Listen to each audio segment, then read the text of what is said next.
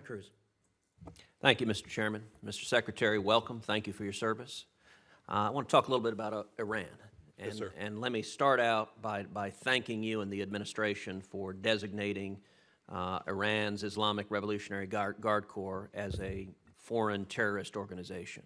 As you know, that's a step I've long advocated, have introduced legislation to move it forward. And I wanted to ask you to explain to this committee and the American people why designating the IRGC as a terrorist organization is, number one, justified on the merits, and number two, what the consequences of that designation are, specifically for financial institutions or corporations doing business with IRGC-affiliated entities. Senator, right, by its very name, people say the IRGC, and sometimes they get the I and the R wrong. This is the Islamic Revolutionary Guard Corps. I think that's important. They named themselves appropriately. It's a terrorist organization. It's killed over 600 Americans. The number's probably far higher than that. They continue to engage in terror around the world, including assassinations campaigns in Europe and the West. This was a kind of easy decision, reflecting reality, and so I'm happy that we were able to announce that decision yesterday. Second, with respect to its impact, the IRGC has another component, which is what I'll call the kleptocracy component. It runs a significant piece of the Iranian economy. The numbers vary, but I've seen numbers as high as 20 or 25% of the Iranian economy has resources and wealth that transfer to the IRGC itself. If you're the general counsel of an Asian bank or a European bank, your world changed when that designation came out yesterday. If you're thinking about doing business or providing material support in any way to any company that might be connected to the IRGC, this sanction will cause you not to do that. From our goal, what that will do is it will deny them the resources to continue their terror campaign around the world. Thank you for that answer. You and I worked together as there was an interagency debate within the administration about whether the president should pull out of the Iranian nuclear deal.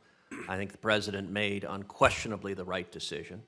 As you know, there were significant voices within the State Department that resisted that step, and that I believe continue to resist that step. And I want to talk to you about two different aspects of implementing that decision to pull out of the Iran deal, namely the nuclear waivers and the oil waivers.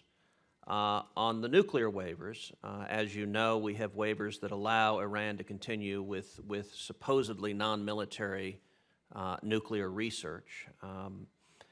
If you look to the extraordinary results that the Israeli raid seized from Iran, that debunked what we were told by the Obama administration and the International Atomic Energy Agency,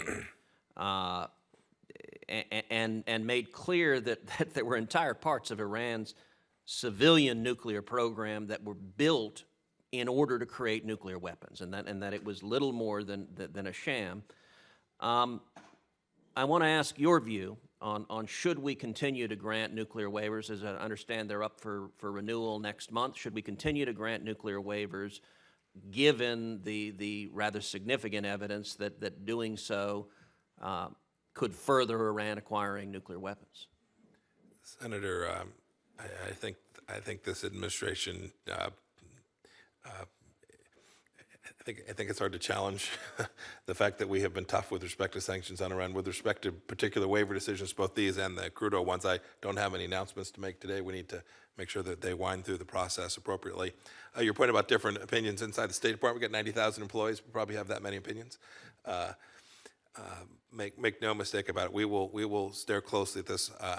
On the non-proliferation waivers, I'd love to talk to you in a classified setting about it. It's complicated. But suffice it to say, President Trump, I can assure the American people, I can assure the world, President Trump will continue to ratchet up the pressure on the Islamic Republic of Iran such that their behavior will change. Well, there will be a critical decision point next month also concerning the oil waivers, and it's been publicly reported that there is currently an interagency dispute between the State Department and the Energy Department about whether to grant those waivers again. Right now, Iran is producing roughly 1.2 million barrels of oil a day. That's generating billions of dollars that is funding the Ayatollah and I believe endangering our security.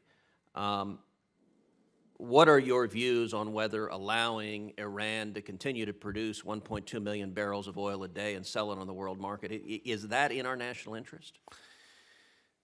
I think the State Department, me, I think we've been clear about our objective of getting Iran to zero just as quickly as we possibly can, and we will continue to do that. Well, let me urge you and urge the department unequivocally not to grant the nuclear waivers and not to grant the oil waivers. I think maximum pressure should mean maximum pressure. You have been a strong voice for that, and let me encourage you to continue that strong position defending our national security. Thank you, Senator. Senator Barrasso.